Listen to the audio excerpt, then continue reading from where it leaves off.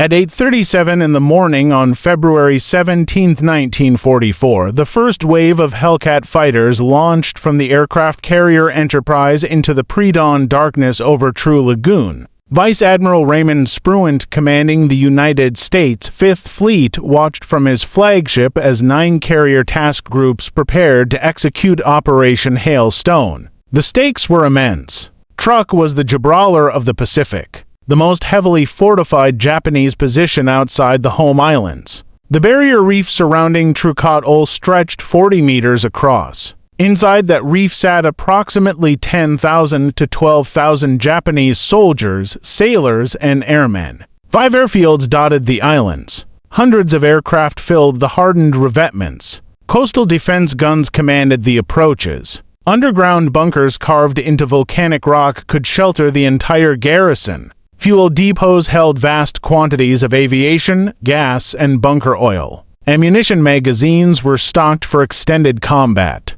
The Japanese had spent 2 decades fortifying Truk as the combined fleet's primary forward base. American military planners had studied assault scenarios. The plans filled filing cabinets, beach landing zones, naval gunfire support coordinates, casualty evacuation procedures. Every analysis reached the same conclusion: a direct assault on Truk would be catastrophic. The amphibious invasion would require multiple Marine divisions, weeks of preliminary bombardment, and house-to-house fighting through fortified positions.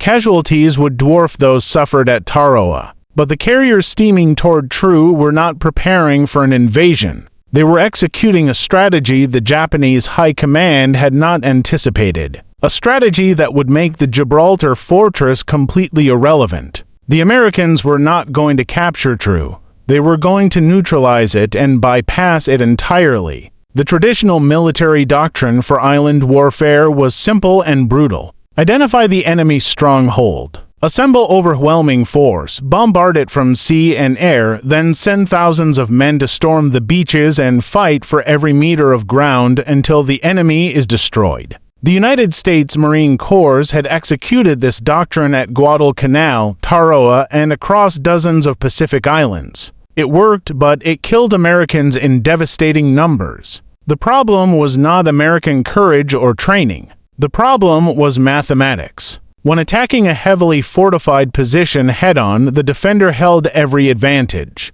The Japanese knew where landings would occur. They had months or years to prepare. They built interconnected bunker systems with overlapping fields of fire. They positioned artillery to target the beaches. They planted mines. They dug tunnels, allowing troops to move unseen. They stockpiled ammunition and food for extended sieges. An attacking force needed numerical superiority of at least 3-1 just to have a chance against well-prepared defenders. Even 10-1 was not guaranteed success. The Battle of Tarawa proved this brutally. In November 1943, American forces assaulted the tiny island of Betio and the Gilbert Islands as part of Operation Galvanic. The island measured to 190 acres, roughly the size of the National Mall in Washington. The Japanese had 4,500 defenders, well supplied and expertly positioned. The Americans attacked with 18,000 Marines supported by overwhelming naval and air power.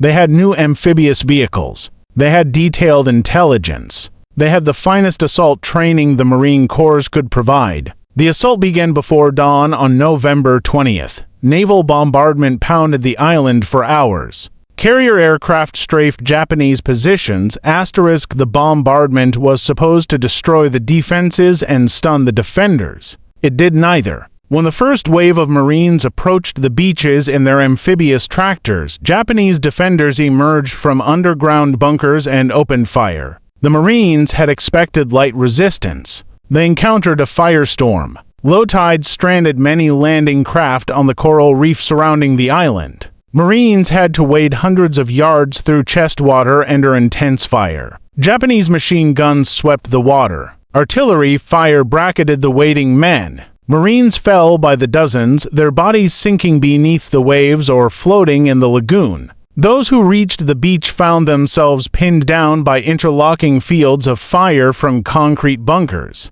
Japanese defenders had pre-targeted every approach. They had established kill zones covering the entire shoreline. The fighting devolved into brutal close-quarters combat. Marines used flamethrowers and satchel charges to reduce bunkers one at a time. They crawled forward meter by meter under fire. They fought through the night, exhausted and running low on ammunition. Japanese counterattacks during the hours of darkness drove into American positions. Hand-to-hand fighting occurred in the darkness. The Marines held barely. By the third day, superior American numbers and firepower began to tell. Japanese positions were systematically destroyed. Remaining defenders launched suicidal banzai charges rather than surrender. When the battle ended on November 23rd, American Marines had lost over 1,000 men killed and over 2,200 wounded in 76 hours of fighting. The Japanese garrison had been almost completely annihilated.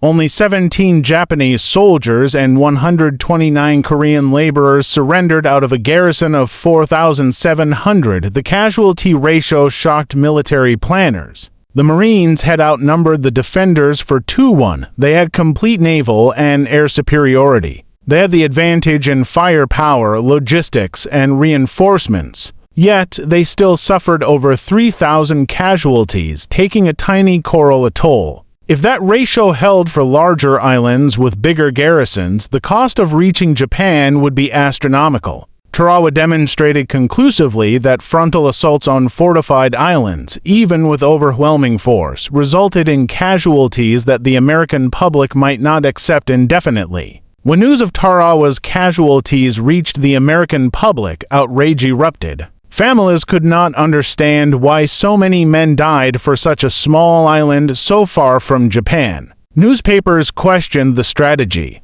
Members of Congress demanded explanations. Major General Holland Smith, who commanded the assault, compared the losses to Pickett's charge at Gettysburg. Admiral Chester Nimitz, commander-in-chief of the Pacific Fleet, received hundreds of angry letters from families who had lost sons at Tarawa. One mother wrote, accusing him of murdering her son. The public wanted to know if there was a better way. Military planners knew what lay ahead. Between Tarawa and Japan stretched thousands more islands. Many were more heavily fortified than Tarawa. Some, like Truk and Rabaul, held garrisons 10 times larger. If every island required a Tarawa-style assault, American casualties would be catastrophic. The United States would lose hundreds of thousands of men before reaching the Japanese home islands. That level of sacrifice might break public support for the war entirely. The most daunting example was Rabaul, located on the island of New Britain in the Bismarck archipelago. Rabaul had been the primary Japanese base in the South Pacific since January 23, 1942. The Japanese had poured resources into Rabaul for 2 years. They built 5 major airfields at Lakunai, Vunano, Rapapo, Tabor, and on nearby New Island. They constructed hundreds of kilometers of tunnels into the volcanic rock. They installed 367 anti-aircraft guns. They positioned 43 coastal defense guns to command the harbor approaches. They stockpiled weapons, ammunition, and supplies for a garrison that grew to over 110,000 men by mid-1943. * 110,000 men. That was more defenders than would later be stationed on Okinawa, more than Ima, more than any other single Japanese position in the Pacific except the home islands themselves. Rabaul controlled the sea lanes between the Solomon Islands and New Guinea. Japanese aircraft flying from Rabaul could intercept Allied shipping across thousands of square miles. The base was the linchpin of Japan's entire South Pacific defense strategy. Taking Rabaul through direct assault would require the largest amphibious operation in the Pacific War to that point. Planners estimated it would need at least 10 divisions, months of preliminary bombardment, and sustained close combat that would make Tarawa casualties pale by comparison. The human cost was not theoretical. It was measured in individual lives. Marines who survived Tarawa understood the mathematics intimately. Platoons that landed with 40 men walked off Beto with fewer than 20. The survivors had watched friends die on the reef, on the beaches, in the bunkers. When veterans of the 2nd Marine Division learned their unit might be assigned to assault Rabaul next, many wrote letters home telling families not to expect them to survive. They'd seen what happened when Marines attacked prepared defenses. Attack enough fortified islands and the odds caught up with you. Every junior officer who had fought at Tarawa knew the calculus. Every company commander who had lost half his men taking a single Japanese pillbox understood the mathematics. If the strategy did not change, most of them would be dead before the war ended. The question was whether anyone in command had the strategic imagination to change the strategy before it was too late. In March 1943. General Douglas MacArthur stood in his headquarters in Brisbane, Australia, studying a map of the Pacific. The map showed Japanese positions from the Solomon Islands to the Philippines. Red circles marked major enemy bases. The biggest circle was at Rabaul. MacArthur's staff had been developing plans to assault Rabaul directly as part of Operation Cartwheel. MacArthur read the preliminary casualty estimates and rejected the direct assault approach.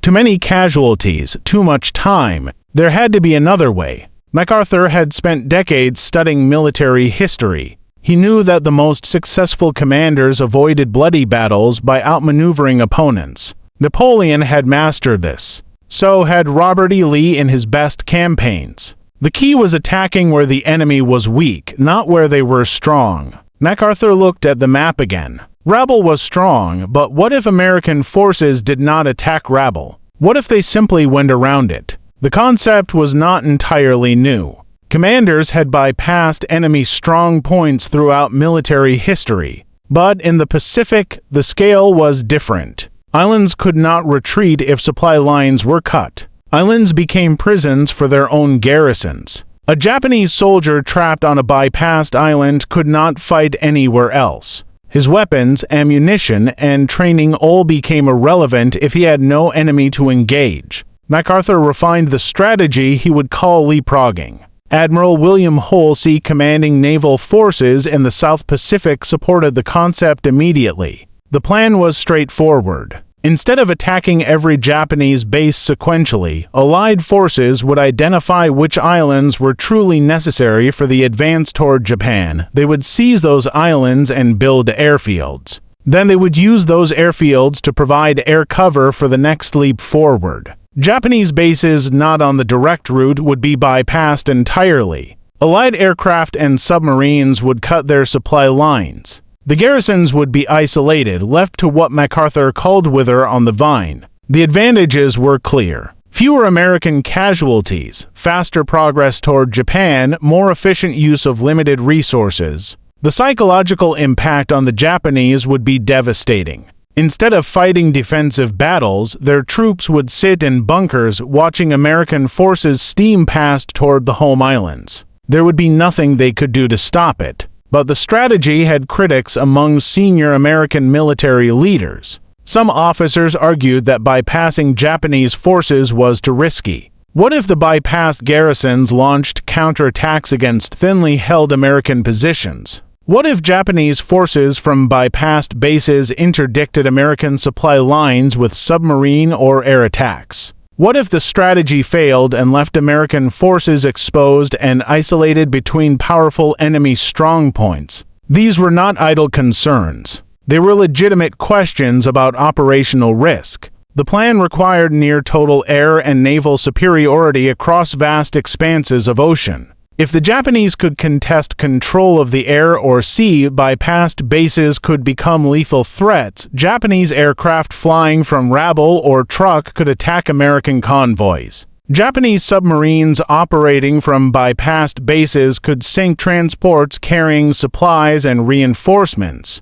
Japanese naval forces could sortie from fortified harbors and engage weaker American units. The entire strategy depended on the United States maintaining complete dominance in the air and at sea. If that dominance faltered, the bypassed bases would become daggers pointed at American supply lines. But by mid-1943, American industrial production had shifted the balance of power decisively. New Essex-class aircraft carriers were arriving in the Pacific every month. These fast carriers displaced 27,000 tons and carried up to 90 aircraft each. They were the most powerful warships ever built. Factory production lines in the United States were delivering them faster than the Navy could train crews to man them. Hundreds of new aircraft rolled off assembly lines every week. The Grumman F-6F Hellcat fighter was entering service with capabilities that matched or exceeded the Japanese Zero. Thousands of trained pilots graduated from flight schools every month. The Japanese could not match this production. For every carrier Japan lost, there was no replacement. For every experienced pilot Japan lost, training a replacement took months of fuel the Japanese did not have. The mathematics of attrition favored the United States overwhelmingly. If there was ever a time to try a revolutionary new strategy that depended on air and naval superiority, this was it. The debate at the highest levels of American command was intense. Admiral Ernest King, Chief of Naval Operations, advocated for a Central Pacific drive straight toward Japan through the Marshall, Caroline, and Marana Islands. This approach would rely heavily on carrier task forces and would require taking heavily fortified islands like Truk. General Douglas MacArthur advocated for a southwestern Pacific approach through New Guinea and the Philippines. This approach would allow more extensive use of land-based air power and would bypass many fortified islands. The compromise reached was to pursue both approaches simultaneously. Admiral Chester Nimitz would command the Central Pacific Offensive. General Douglas MacArthur would command the Southwestern Pacific Offensive. The two campaigns would support each other, forcing the Japanese to divide their dwindling resources between two threats, but both commanders agreed on one principle. Wherever possible, avoid frontal assaults on heavily fortified positions. Use air power and sea power to neutralize enemy bases, then bypass them. The decision was made at the Quebec Conference in Quebec from August 17 to 24, 1943. Allied leaders reviewed plans for capturing Rabaul. The cost in time, men, and material was deemed unacceptable. The decision was to modify Operation Cartwheel. Instead of the original plan to capture Rabaul, Allied forces would encircle it, neutralize it with air power, and leave the garrison isolated. Military staffs began detailed planning for how to neutralize Rabaul without invading it. The key was establishing Allied airfields within range of Rabaul but outside effective range of Japanese aircraft based there. Bougainville Island, 200 meters from Rabaul, was ideal. If the Allies seized the southern tip of Bougainville and built an airfield, they could launch fighters and bombers that would reach Rabaul easily. The Japanese had troops on Bougainville, but most were concentrated in the south. An amphibious landing at Empress Augusta Bay on the western coast could succeed with manageable casualties. Once the airfield was operational, Rabaul would be under constant air attack. The second piece was the Admiralty Islands northwest of Rabaul. Seizing those islands would cut Japanese shipping routes from the home islands to their South Pacific bases. Rabaul would be surrounded on three sides by Allied air bases. Japanese ships trying to resupply the base would have to run a gauntlet of American submarines and aircraft. Few would make it. The garrison would slowly starve. On November 1, 1943, American Marines landed at Empress Augusta Bay on Bougainville. The landing site had been carefully chosen. Most Japanese forces on Bougainville were concentrated in the southern and northern portions of the island. The western coast at Empress Augusta Bay was lightly defended. The 3rd Marine Division established a beachhead quickly. Japanese forces counterattacked but were repulsed with heavy losses. The Japanese Imperial Navy attempted to interfere with the landings, but was driven off in a night surface action on November 2 within weeks. American engineers carved an airfield out of the jungle at Cape Tokina. CBS worked around the clock, bulldozing jungle and laying steel matting for runways.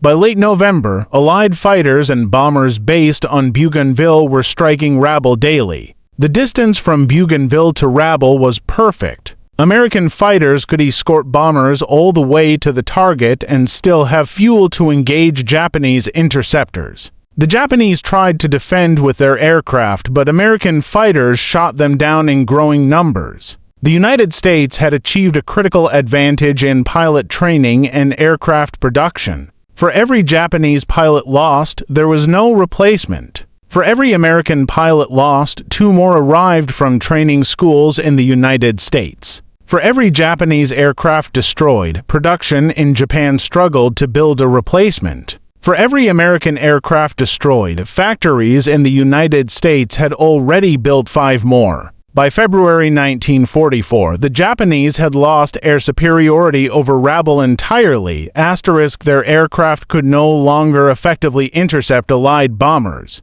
The base was being systematically destroyed from the air, and the 110,000 defenders could do little about it. Japanese anti-aircraft guns fired at every raid, but they could not stop the attacks. Ammunition for the guns was running low. Replacement barrels were not available.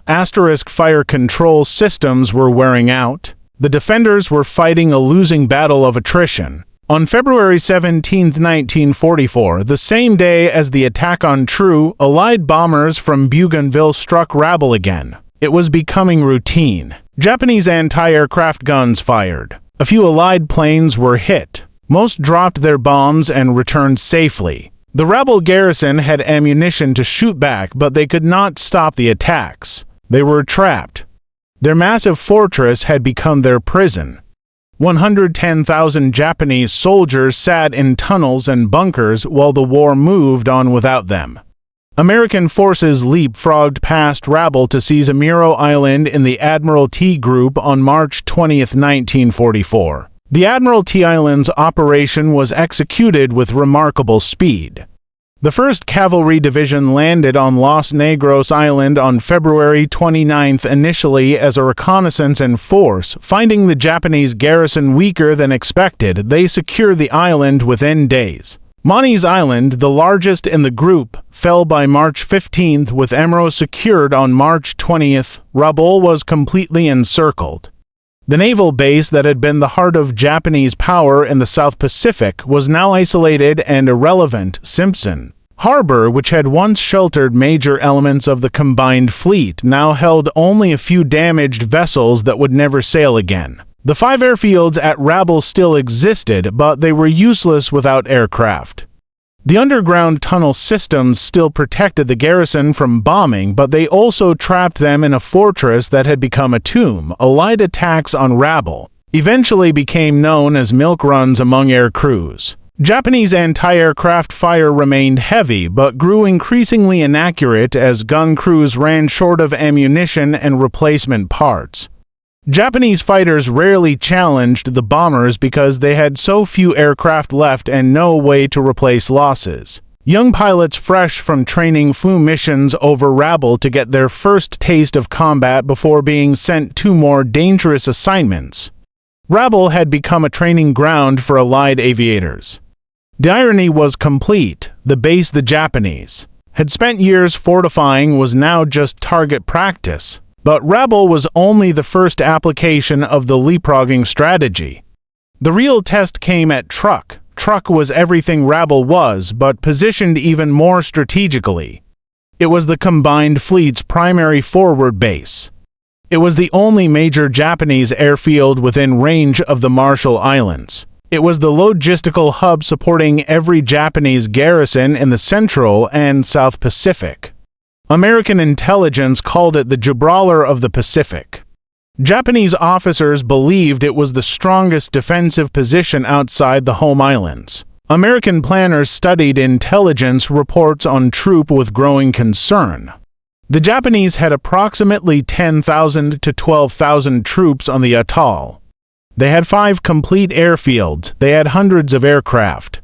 The lagoon held dozens of warships and merchant vessels at any given time. Defensive guns could engage ships at extreme range. Underground facilities could shelter much of the garrison from aerial bombardment. If the Americans tried to take Truk by storm, casualties would be severe. Multiple divisions would be needed. The preliminary naval bombardment alone would take weeks. The ground fighting would be brutal. American planners had a different idea. What if they did to Truk exactly what they had done to Rabaul? What if they did not invade it at all? Truk Strength was its defenses, but defenses only mattered if someone attacked them. If American forces simply bypassed Truk, all those fortifications became worthless. The question was whether bypassing Truk was feasible. The Japanese fleet used Truk as a forward operating base if the combined fleet remained at Tarawa. American forces leapfrogged past it. Japanese warships could sortie and attack American supply lines. But American submarines operating near Truk had been sinking Japanese supply ships with increasing frequency. Long-range reconnaissance flights had photographed Truk multiple times. If the Japanese anticipated a major operation against Truk, they would likely withdraw the combined fleet to avoid being trapped. Admiral Chester Nimitz, commander of Pacific Forces, approved the plan. The strategy was to attack Truk with overwhelming carrier-based air power. The attack would destroy as many ships and aircraft as possible, then American forces would seize islands to the east and west of Truk, establishing airfields that could keep Truk continuous air attack. The combined fleet would be forced to withdraw or be destroyed. Once the fleet was gone, Truk's garrison would be trapped just like Rabaul. The operation was designated Hailstone. Task Force 58, commanded by Rear Admiral Mark Mitchell, would execute the attack. Mitchell was a pioneer of naval aviation who had commanded the carrier Hornet during the Diddle raid on Tokyo. He understood carrier warfare better than almost anyone in the Navy.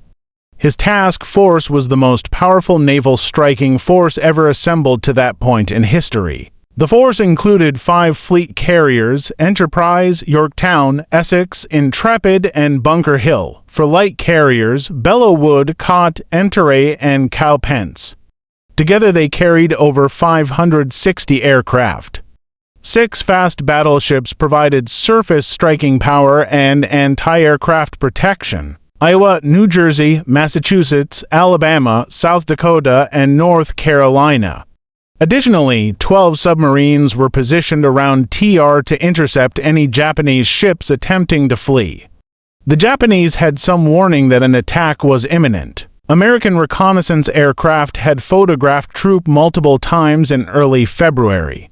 Japanese radar had detected these flights. Admiral Minichi Koga, commanding the combined fleet, made a critical decision. He ordered the withdrawal of major warships from Truk to Palau 500 meters to the west. The super battleships Yamato and Musashi departed. The fleet carriers that remained operational after the Solomons campaign departed. Heavy cruisers and destroyers followed. By the time Task Force 58 struck on February 17, the most valuable Japanese warships had already escaped, but dozens of transports, cargo ships, tankers, and smaller warships remained. These vessels were critical to Japanese logistics. Without them, supplying the garrisons scattered across the Pacific would become nearly impossible. When American bombs and torpedoes sent these ships to the bottom, they took with them Japan's ability to sustain forces across the Central Pacific. On February 17, 1944, the first American aircraft launched from carriers 90 miles from Truk. It was still dark. The Japanese had no air patrols active. Their radar could not detect low-flying aircraft. The Americans achieved complete surprise. The first wave of Hellcat fighters swept over Truk's airfields just before dawn. Japanese pilots were scrambling toward their aircraft when American machine guns tore into them. Planes exploded on the runways. Fuel dumps erupted in flames. Within minutes, Japanese air power at TR was shattered.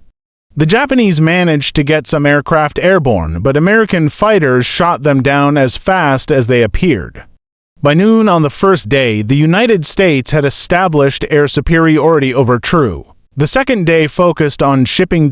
American torpedo bombers and dive bombers attacked every ship in the lagoon and every vessel trying to escape. Japanese merchant ships loaded with fuel and ammunition erupted in spectacular explosions. Warships attempting to flee were hunted down by American battleships and cruisers circling the ATL. Over 2 days, Operation Hailstone destroyed 45 Japanese ships totaling approximately 200,000 tons. Between 250 and 275 Japanese aircraft were destroyed. Vast quantities of fuel supplies were set on fire. All 5 airfields were severely damaged. The cost to American forces was 25 aircraft lost and 40 men killed, including 29 air crew and 11 sailors aboard the carrier Intrepid. The raid was one of the most lopsided victories in naval history. More importantly, Operation Hailstone accomplished exactly what it was designed to do. The combined fleet withdrew from Tarawa immediately. Japanese admirals recognized that Truk was no longer a safe forward operating base. The fleet pulled back to Palau and then to the home islands. Once the fleet was gone, Truk's garrison was trapped. American forces did not invade Truk. They did not need to. They seized anywhere at all in the Marshall Islands to the east and established a major base there.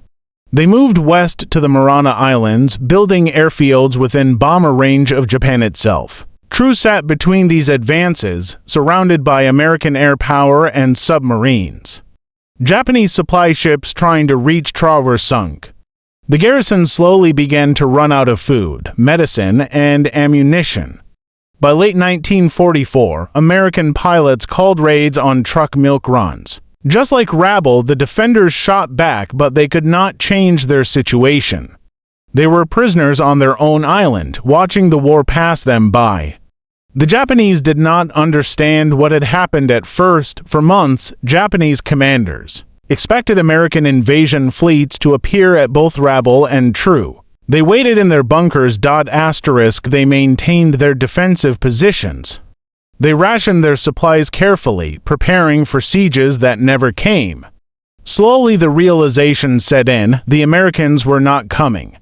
They were never coming. All the fortifications, all the preparations, all the resources poured into making these bases impregnable were wasted. The bases were impregnable. They were also irrelevant.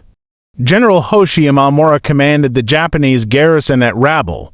He was an experienced officer who had fought in China and led successful campaigns in Java and Malaya. He understood modern warfare, but he had not anticipated the American leapfrogging strategy. In early 1944, Imamura documented his confusion about American actions. The Allies had surrounded Rabaul with airfields. They bombed the base daily, but they made no move to invade. Imamura had 110,000 troops ready to fight. His defensive positions were expertly prepared. He was confident he could inflict massive casualties on any invasion force. But the invasion never came. Imamura's troops began farming to supplement their dwindling food supplies. They tended gardens inside the defensive perimeter, growing sweet potatoes and vegetables. They fished in the harbor when American aircraft were not overhead. They raised chickens and pigs. It was surreal. They were still at war, but they were not fighting. They were just surviving. Imamura kept his troops disciplined and organized despite the circumstances. He maintained strict command structure and military protocol. Daily inspections continued. Sentries stood watch over empty approaches. Gun crews manned defensive positions that would never fire at an invasion fleet. Imamura refused to acknowledge publicly that his fortress had become a prison, but privately he understood. The war was moving on without him. His 110,000 men, superbly trained and equipped for the decisive battle that would never come, were strategically irrelevant. The Japanese high command faced a terrible dilemma. They could not reinforce the bypass garrisons because Allied submarines and aircraft controlled the sea lanes. Any attempt to resupply Rabaul or Truk would result in transports being sunk and more men drowned. They could not withdraw the garrisons for the same reason. The men were trapped, but they also could not admit this publicly. Japanese propaganda continued to portray Rabaul and Truk as vital bastions tying down large Allied forces. The truth was that a relative handful of Allied aircraft and submarines had neutralized hundreds of thousands of Japanese troops without firing a shot in ground combat. At Tarawa, the garrison faced similar demoralization. Japanese commanders tried to maintain morale by telling their men they were tying down American forces, but this was not true. No American ground forces were tied down at Truk because no American ground forces were there. A relative handful of aircraft made occasional bombing runs. Submarines patrolled the waters around the atoll. That was all. The Japanese defenders at Truk had no one to fight. They maintained their positions. They drilled. They waited for orders that never came. As food supplies dwindled, malnutrition became common. Diseases spread. Men died not from battle wounds, but from starvation and sickness. The impregnable fortress was killing them slowly without the enemy firing a shot. Japanese naval strategy had always relied on the concept of decisive battle. The Imperial Japanese Navy planned to draw the American fleet into a climactic engagement where superior Japanese training and tactics would destroy the enemy. Fortified bases like Truk and Rabaul were supposed to support that decisive battle by providing staging areas for the fleet and air bases for long-range strikes, but the Americans refused to cooperate. They did not steam toward the fortified bases looking for a decisive battle. They went around them when the combined fleet sorted to force that decisive battle at the Philippine Sea in June 1944. American carrier aircraft decimated Japanese air power in what became known as the Great Marianas Turkey Shoot. The decisive battle the Japanese wanted turned into a catastrophic defeat. The strategy that had guided Japanese military planning for decades collapsed. The psychological impact on Japanese commanders was profound. Officers who had spent their entire careers preparing for the next great fleet engagement found their plans obsolete. Garrisons that had trained for years to defend against American amphibious assaults sat idle. The war they had prepared to fight was not the war the Americans brought to them. Some Japanese officers, particularly younger ones, recognized the brilliance of the American strategy. They understood that bypassing fortified positions and letting them wither was more effective than trying to reduce them through frontal assault. But acknowledging this meant acknowledging that Japan's entire defensive strategy was flawed. Rabaul and Truk were not the only bases bypassed. The Americans leapfrogged past Wewak and New Guinea, leaving approximately 55,000 to 65,000 Japanese troops of the 18th Army cut off. They bypassed Kaviong in New Ireland. They isolated Wake Island. Each time the pattern was the same. Surround the base with allied airfields. Cut the supply lines. Leave the garrison to starve. Move on to the next objective. By mid-1944, hundreds of thousands of Japanese soldiers were trapped on bypassed islands. They consumed supplies but contributed nothing to Japan's war effort. They could not be withdrawn because Allied submarines and aircraft controlled the sea lanes. Attempting to evacuate them would just result in more ships sunk and more men drowned. So they stayed where they were, slowly dying of malnutrition and disease while American forces advanced toward Japan. The full strategic brilliance of the leapfrogging strategy became clear in the final year of the war. When American forces invaded the Philippines in October 1944, they did so with overwhelming superiority in ships, aircraft, and troops. If the Americans had fought their way through every Japanese strong point between the Solomons and the Philippines, the campaign would have taken years and cost hundreds of thousands of casualties. By bypassing the strong points, they reached the Philippines in less than 2 years with far fewer losses. The time and lives saved were incalculable. Marines who survived Tarawa and feared dying at Rabaul instead participated in other operations across the Pacific. Some fought at Pelu, Uima, or Okinawa. Many survived the war and returned home because strategic planning had evolved beyond frontal assaults on every fortress. The decision to bypass Rabaul and other strongholds meant those men never had to storm beaches that would have killed them. General Douglas MacArthur returned to the Philippines in October 1944, fulfilling his promise to the Filipino people. The campaign to liberate the Philippines was difficult and costly, but MacArthur's forces prevailed. After the war, MacArthur reflected on the Pacific strategy in his memoirs. He emphasized the leapfrogging approach with particular pride. He wrote that it exemplified the principle of economy of force. Why spend 10,000 lives taking a fortress when you can make it irrelevant by going around it? The principle sounds obvious in retrospect, but at the time it was revolutionary. Military doctrine for centuries had emphasized reducing enemy strong points. MacArthur and Nimitz realized that in the Pacific, with American naval and air superiority, strong points did not need to be reduced. They just needed to be isolated. Admiral Chester Nimitz continued to command Pacific forces until Japan's surrender in August 1945. He presided over the largest naval expansion in history and the most successful naval campaign ever conducted. After the war, Nimitz reflected on what he considered the most important strategic decision of the Pacific campaign. The decision to bypass Rabaul, made at Quebec in August 1943, set the template for everything that followed. It proved that the leapfrogging strategy worked. It saved countless American lives and shortened the war considerably. The Japanese garrisons at Rabaul and Truk remained in place until Japan surrendered in August 1945. When General Imamura received word of the surrender,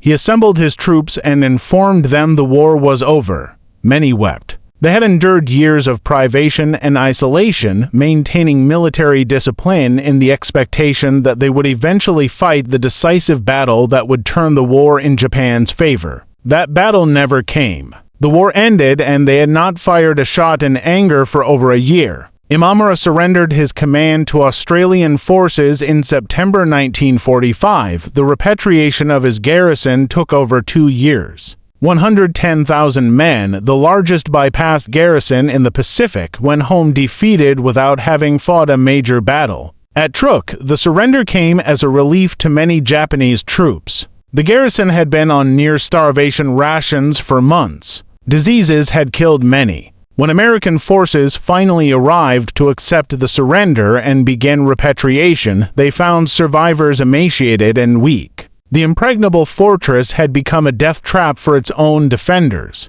The fortifications remained intact. The tunnels were still there. The coastal guns could still fire, but none of it mattered. The garrison had been defeated not by superior firepower, but by strategic irrelevance. The leapfrogging strategy was not officially recognized as a decisive innovation during the war. There were no medals awarded specifically for developing the strategy. No monuments were built to commemorate the decision to bypass Rabaul, but the impact was unmistakable. By the time American forces reached the Japanese home islands in 1945, they had isolated hundreds of thousands of Japanese troops on bypassed islands. Those troops consumed food and supplies, but contributed nothing to Japan's defense. If they had been available to defend Uema, Okinawa, or the home islands, American casualties would have been far higher. The Rabaul garrison alone represented more combat power than the Japanese had available to defend Okinawa. The bypass garrisons were Japan's lost army, trapped on islands that had been turned into prisons by American strategic imagination. After the war, military historians studied the Pacific campaign extensively. The leapfrogging strategy became a case study in militaries around the world. It demonstrated the value of strategic mobility, the importance of naval and air superiority, and the principle that the strongest defense can be rendered useless if it can be bypassed.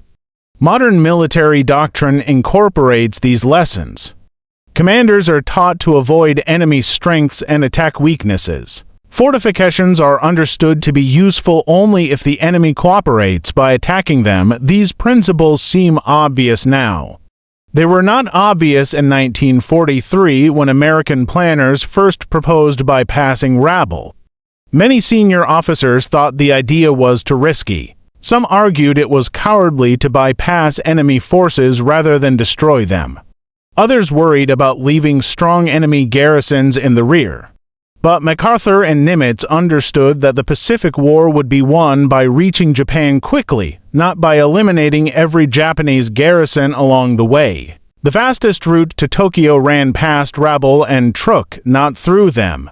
Time spent reducing those fortresses was time the Japanese could use to strengthen defenses closer to the home islands. Lives spent capturing those bases were lives that could not be risked in later battles. Resources expended on unnecessary sieges were resources diverted from the main effort. The mathematics were compelling. If taking Rabaul would have cost 30,000 American casualties in 6 months, by passing it saved 30,000 lives in 6 months. Those lives could not be replaced. That time could not be recovered. The strategic choice was clear once commanders stopped thinking in terms of territory and started thinking in terms of time and casualties. The objective was not to own every island in the Pacific. The objective was to defeat Japan as quickly and efficiently as possible. Rabaul today is a town in Papua New Guinea. The tunnels and bunkers the Japanese built still exist. They are tourist attractions now. Visitors can walk through the underground complexes and see the coastal defense guns still pointed out to sea, waiting for an invasion that never came. The concrete emplacements remain intact. The ammunition storage rooms are empty. The command posts are silent. The airfields are overgrown or converted to civilian use. Simpson Harbor, which once sheltered the combined fleet, now hosts commercial shipping and fishing boats. It is hard to imagine that this quiet tropical harbor was once the most fortified position in the South Pacific, the linchpin of Japan's defensive strategy. A base so powerful that taking it seemed impossible. It was impossible. That is why the Americans did not try. Truk Lagoon, now known as Truk Lagoon, is one of the world's premier wreck diving destinations. The 45 ships sunk during Operation Hailstone rest on the bottom of the lagoon. Divers explore cargo holds filled with trucks, tanks, ammunition, medical supplies, and personal effects. The merchant ship Fujiyawa Maru still holds fighter aircraft in her holds. The submarine tender Rio de Janeiro Maru sits upright on the bottom with artillery pieces visible on her deck.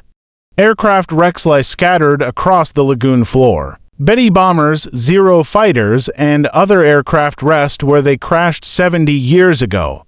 The wrecks are time capsules from February 1944, when American carrier aircraft turned the Gibraltar of the Pacific into a graveyard. The defensive positions on the islands are still there. Concrete bunkers, artillery emplacements, tunnels carved into the hills, all intact, all useless. The fortress that was supposed to protect Japan became a museum to the futility of static defense in the age of air power and mobility. The story of how 110,000 Japanese troops sat in fortified positions while the war moved past them is a story about the difference between tactical strength and strategic relevance. Rabaul was tactically impregnable. Any direct assault would have been a bloodbath, but strategic irrelevance rendered those tactical strengths meaningless. The same was true at Truk and every other bypassed base. The Japanese built fortresses designed to win battles. The Americans fought a war designed to make those battles unnecessary.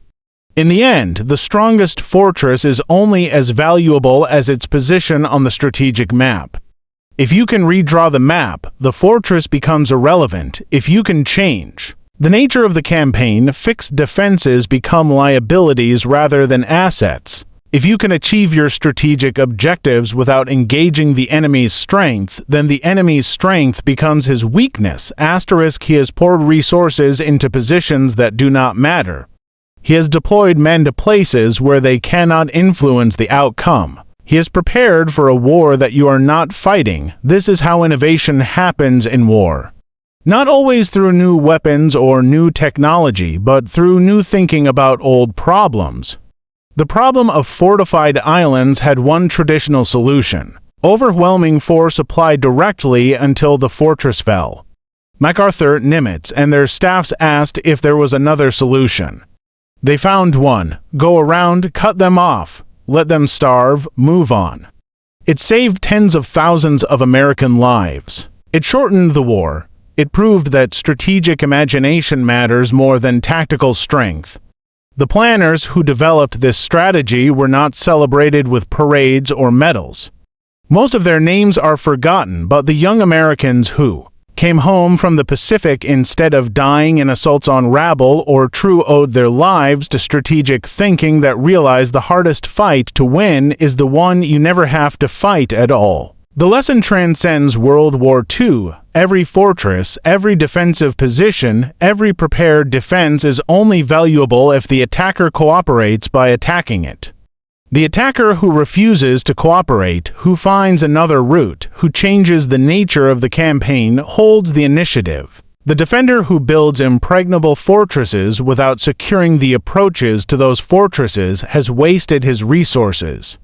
The commander who understands this can win campaigns without fighting the battles his enemy has prepared for. Japan prepared for one war. America fought another. Japan prepared for a decisive naval battle that would destroy the American fleet.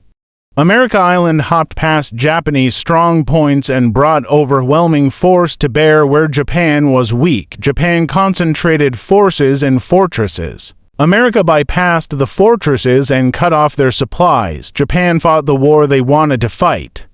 America fought the war they needed to win. The difference decided the outcome.